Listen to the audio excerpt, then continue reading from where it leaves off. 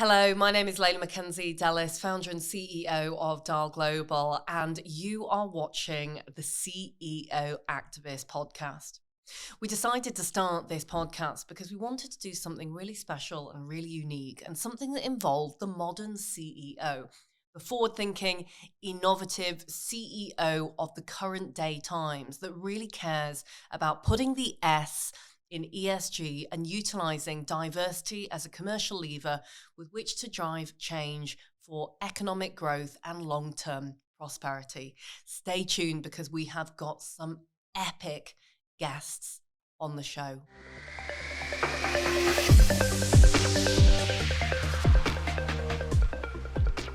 From your early experience, even from the childhood experiences, what ought we to know about you that has informed where you've come from to where you are now in the role as CEO? I've spoken a number of times about how I grew up. My father was a geophysicist, and that meant that as a family, we traveled all over the world. Wherever the oil and gas was, that's where we were. And what that meant was that by the time I was 12, we'd lived on every continent except for Antarctica. What it meant for me as a person is that I was surrounded by lots of different nationalities, lots of religions, lots of different types of people. And even in my own family, from a religious perspective, I came from a family that was half Muslim, half Christian. My parents switched religions, kind of through their lives as well. So I grew up feeling that diversity was a wonderful thing. And I was often actually on the outside of that as well. And I had a number of experiences where I really was the only one of a thing, whatever that thing was. When we moved to Brazil, the only one who didn't speak Portuguese, and it really made me appreciate how important it is to have lots of different types of people around, but also how important it is to make everyone feel included so that they can be the best that they can be. So for me, that was absolutely formative. Amazing. And it sounds like this rich tapestry of experience that you had internationally from both of your parents has really fed into not only the personal life that you have now, but also the way you've carved out the career, because it's been really quite, in many ways, quite serendipitous, but also quite a unique career. So I've always been quite planful of my career in that, I do think about what the next move is. The thing that I've been very lucky about is that I've had the opportunity to switch industries along the way. I've worked in lots of different companies, lots of different countries. The co-op, when I joined the co-op, my twins were still only 2 years old. And the offers that I'd gotten before I joined the co-op, there was a lot of travel that was involved. So one of the reasons why I joined the co-op, and there are many reasons, including the fact that it is such an amazing organization with a genuine soul and with such a rich history that does so much good for communities and for its members. But one of the more binary reasons was that I wouldn't have to travel around the world. But this is the first role I've ever done where it's not a global organization and a global role where it's UK based. So that career has really enabled me, again, to meet so many different people, work in lots of countries, experience lots of things. And I truly think that I've been really lucky along the way to have had that opportunity. Mm-hmm. I love the fact that you talk about the co-op having soul and soul, heart, emotional intelligence, values, integrity are core to your being and certainly to a lot of the values that you spread amongst the community that is the co-op. I wonder whether you could talk us a little more about the culture and the history of the co-op and also why it's so important nowadays for organizations and CEOs to really be following values and purpose, but not doing that in a way that doesn't really have authenticity? Look, I think if you're going to make real change, and if you're going to stand in front of something and say that it matters or that things need to change, it has to come from the heart. And I think we've all seen people say the words, but not, walk the talk. And if you're not genuine, you don't get the results that you would hope to get. You asked about the history of the co-op. I mean, it's an incredible organization, and it began in 1844 in a time where the average person did not have access to good, healthy, affordable food. In fact, a lot of the food was adulterated. It had things that could really harm you from a health perspective. So the original pioneers of this movement, they got together and they started sourcing their own food and distributing it to their members so that their members had access to great food that they could count on. And this thing grew in a way that I don't think any of them ever expected. So first of all, at a time where the working class couldn't vote, women couldn't vote, membership was open to everybody, and everyone had a vote in how the co-op was run. So if you look at some of the old pictures, you see women, you see ethnic minorities, you see a lot of underrepresented groups who were part of that big movement. And then as a result, it grew. And if you read through the history of it, you can see just how big and how important it was to this nation. During the World Wars, the co-op was absolutely involved in sourcing from all of the countries where it had a presence and actually working with the government to bring food in for the nation. So there was an incredible presence there. For me, one of the things that's very motivational about the co-op and its history is not only that inclusion, the absolute equality of it, but the values and principles around education, around self-help, around equality, which were pioneering in those days, but live on to today as well. So, competition has increased, the strategy has changed, lots of things have happened, but the co-op that is today still stands by those values and principles, has a focus on really important things like equality, on inclusion, on giving back to communities, on education. I don't know, for example, if we have 30 academies across the North. We serve 18,500 students. And, that is all about giving access to education and opportunities to young people who otherwise would not have had that access. And that goes across our community efforts as well. So it's a wonderful organization. I wasn't here from 1844, so certainly I cannot claim credit for it. What I can claim credit for is joining an organization that was already doing so much and then trying to add my part to it until, I hand it over to the next person. Well, Shirine, I think that the co-op are so very lucky to have you.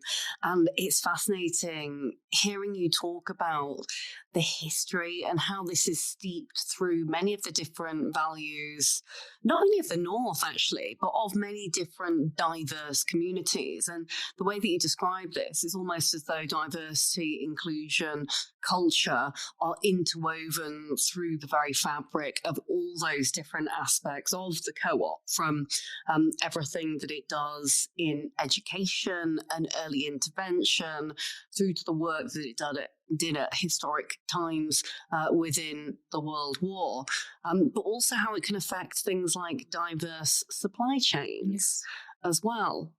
Talking of early intervention, I know you did a lot of very important work with the Princess of Wales. I wonder if you could talk to us a little about early intervention, why you see that as so important, and clearly with two young, brilliant girls, this will be something that really touches your heart personally. The Princess of Wales, as you know, with the Royal Foundation, has a real passion and an interest in children from the ages of 0 to 5. This is a really formative time for children, where so many of their future prospects are developed through the experiences that they have at that age. For me, it's important for a number of reasons. I told you there was a lot of moving around in my life. The thing that I really had was a good grounding personally from that age 0 to 5, and a good education during that time as well, and through primary school. And then after that, however much I moved, there was a sense of stability and an ability to deal with things that were changing all around me that kind of came from the core. And it's really important to me that we do build that within children in this nation. You can't determine where you're going to be born. You can't determine which family you're born into, which community.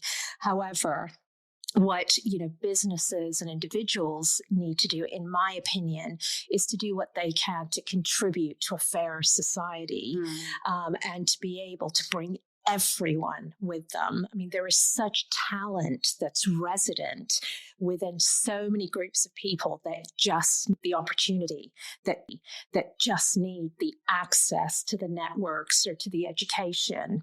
And I think that, it's something that all of us need to own. With my own children, I mentioned to you before this podcast, you were saying CEOs, people know more about CEOs. Lots of people want to grow up to be CEOs. True. My kids do not want to be CEOs. They say that I'm mummy at home, but at work I'm Shirine Khoury-Haq. And mummy has wild hair and no makeup, and Shirine Khoury-Haq is a little bit more, a little bit more tidied up.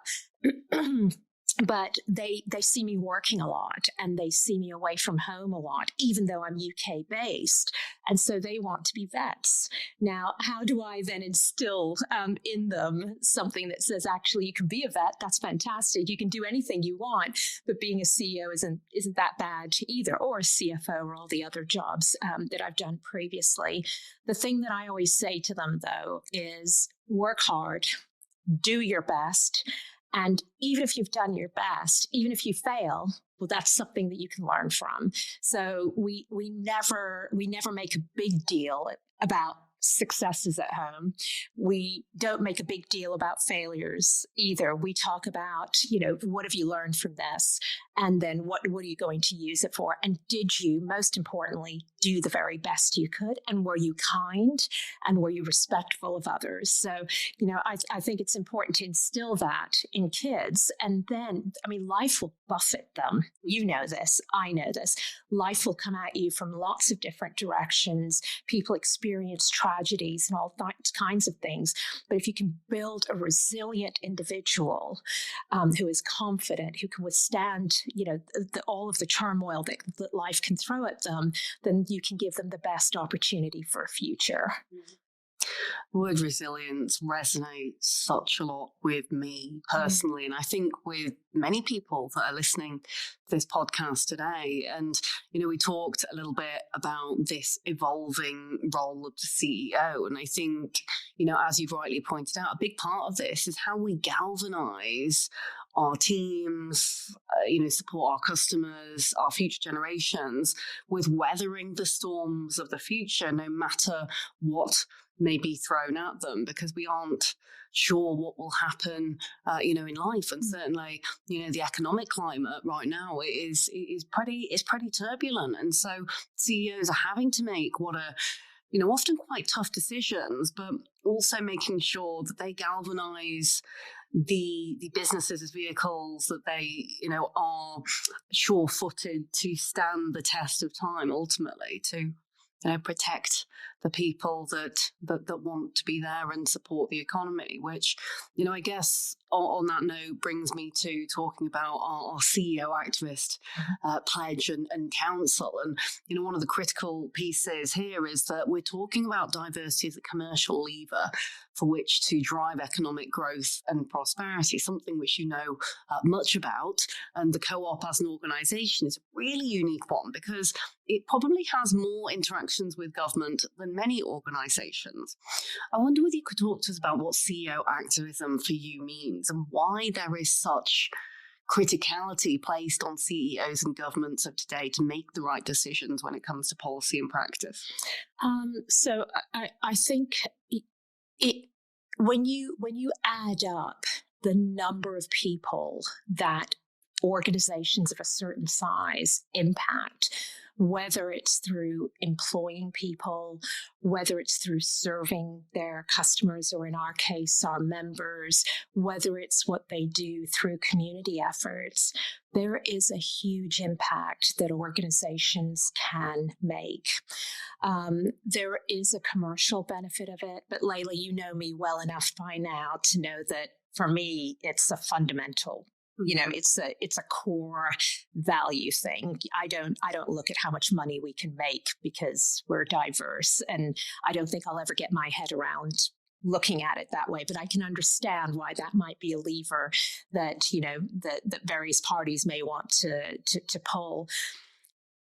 But you do want to reflect your customer base. Mm-hmm. And you need to be able to serve your customers or members in our case. And I don't think you can do that without the diversity in the organization. And on so many levels, I love your model for diversity because it's not just, gender and race, it's disability, it's, it's sexual orientation, it's socioeconomic background, etc. And all of these things intersect. I mean, none of us are really just one of those things. And I genuinely believe that you make better decisions, you produce better products and services if you have that diversity of thought within the organization.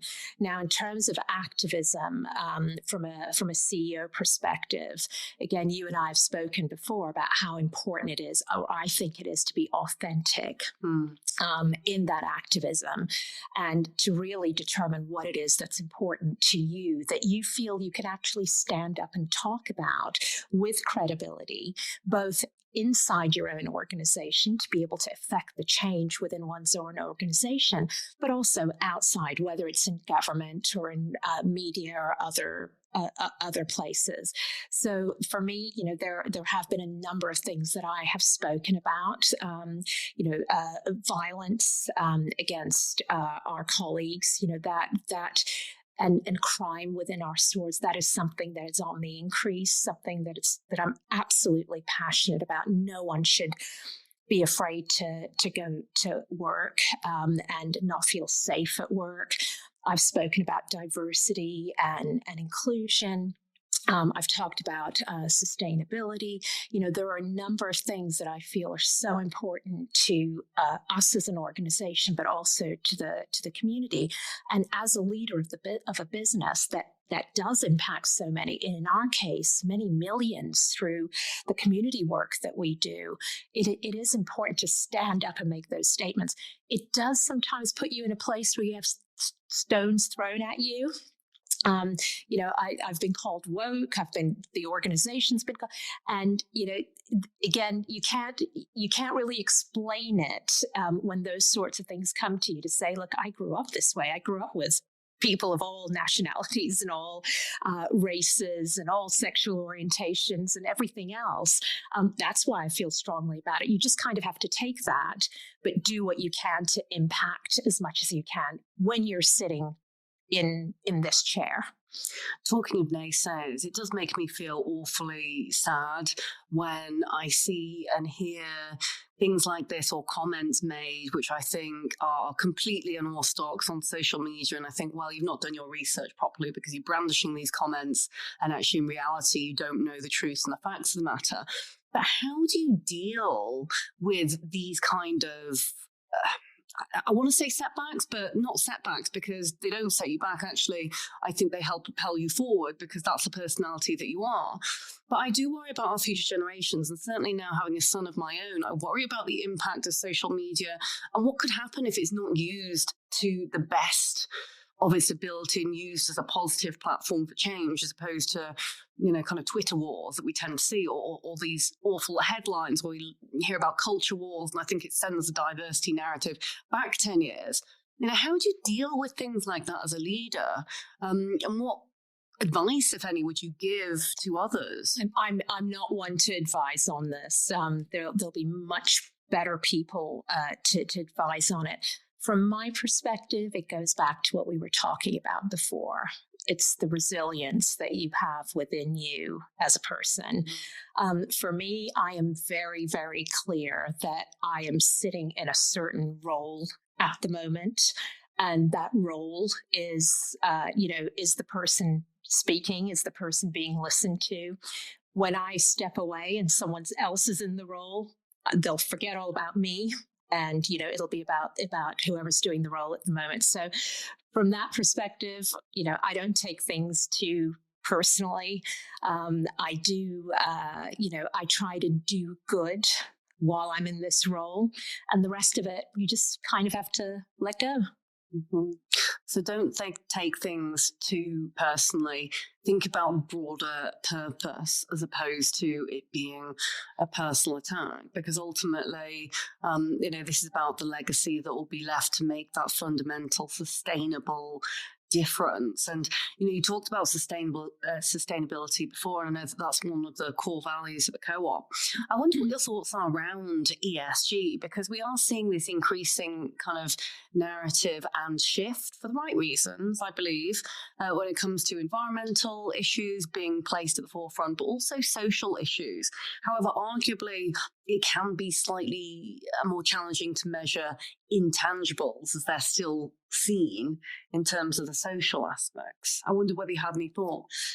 In terms of the social aspects, you mean consumer choices? And yeah, absolutely. And this rising need for investors to want to report on ESG initiatives, which I know, in some instances we are seeing some backlash in the States, but ultimately this is coming, whether we like it or not. The wealth economy framework, which, is all around sustainability beyond GDP, is something that will be adopted by the UN come 2025. And so I wondered if you had any take around the whole measurement of ESG and the importance of this. Look, I don't think you're ever going to get any kind of measurement or reporting mechanism exactly right.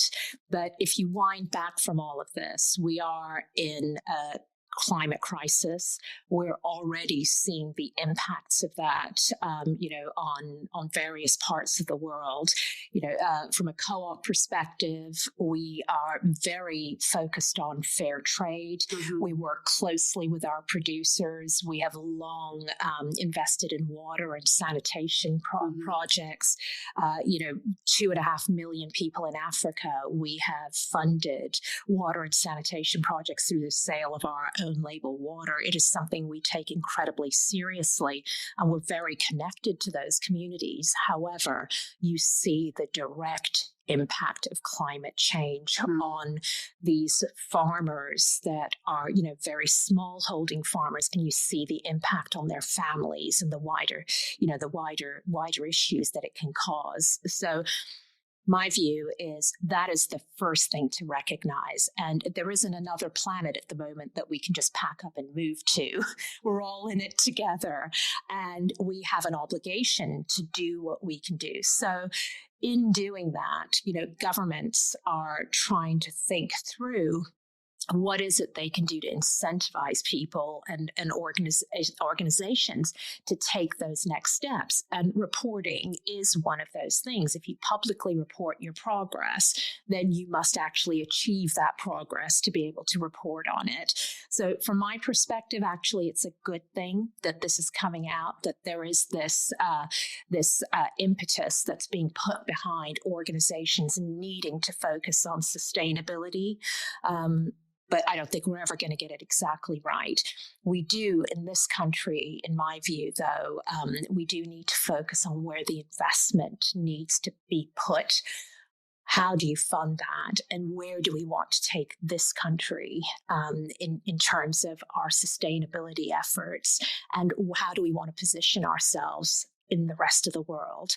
And that, as you said before, there's a corporate element to it, there's a government element to it, but there's also a consumer element around the choices that consumers make, especially around things like the consumption of protein and dairy, which we know are the highest impact on climate change and on carbon emissions. So it's a complicated thing. But we're all trying to do our best, and we're going to get some of it right, and we're not going to get some of it right. And the reporting is an example of that. I think the answer you gave is actually incredibly comprehensive, and it makes me think that, as you've rightly said, this is not necessarily about perfection. This is about progress. Trialing and failing is okay as long as we can learn from our mistakes. And really taking the intersectional approach is really what we're going to need, because the world is moving so quickly, and natural resources, those intangibles that previously weren't included in GDP, really ought to now be, given that we're in this modern world. And so governments, consumer buying decisions, as well as our choices as business leaders, are really going to make a fundamental impact on what happens moving forward. And that is, that's a huge amount of responsibility, Indeed. Ultimately. Shirine, before we run out of time, I would love for you to give us any final words of wisdom or things that you would like. Let's say things that you would like to impart. I have no wisdom. Oh, God. Well, right back to where we were at the beginning, and I think actually this is, and I will say, if I may, that I think, modesty and emotional intelligence is one of the qualities that we didn't used to see in the CEOs that we would read about in business textbooks, but now it's a quality that everyone desperately knows and wants and needs within their organizations. But any words of wisdom, anything that you might say to other CEO activists or individuals who may well be on the show moving forward? I can't really impart words of wisdom. I have no right to do that. The one thing, though, that we haven't spoken about here is you and I spoke before the podcast started about, you mentioned flexible working, for example. One thing that we're really trying to do at Co-op is ensure that everyone can be their whole self at work. And in doing that, while flexible working is a part, to ensure that people can have a home life as well as a work life and be one person all the way through without feeling that they're failing on one side or another. I think it's important to notice what people are going through in their lives. So we've implemented a fertility policy, for example, something you and I can both, relate to. And, that applies to all genders. It applies to whether you work within the co-op or whether your partner outside of the co-op is going through fertility treatment, or if you have a surrogate, so that you can be part of that journey, so that you can be honest about it at work. But very importantly, to open the conversation about things like fertility treatment, about baby loss, about miscarriage, all of these sorts of things I think people carry around with them at work. Everyone goes through one thing or another, but to be able to talk about that at work and to be able to have an understanding environment, things like menopause, for example, women are going to go through it. And for so many years, women have suffered through it and haven't quite known what they're going through. And if you look at the stats, a lot of women drop out of the workforce because of the symptoms of menopause and the inability to talk about them.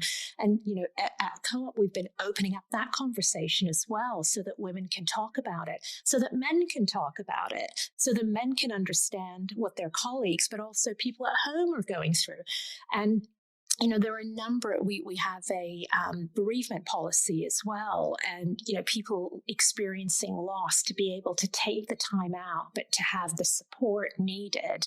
And for me, that's been an incredibly important thing that I feel that I can bring to this role. Some of it existed before, we've built on it, but it's so important to me that every last colleague knows that they're valued, that they're trusted, and that we care about them as a person, not just as an employee of the co-op. And from my perspective, there's an economic benefit, absolutely, because people who can be themselves contribute more.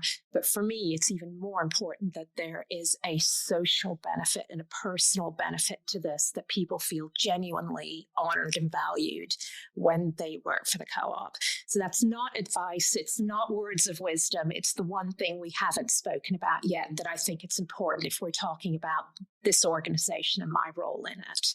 I should have asked you what the game changer was, because that truly, Shirine, is an absolute game changer. It is something which is unique, and it shouldn't be, but it is something that is unique that you brought to the table. And that piece of fundamental change that has been brought to the table impacts and can impact so many.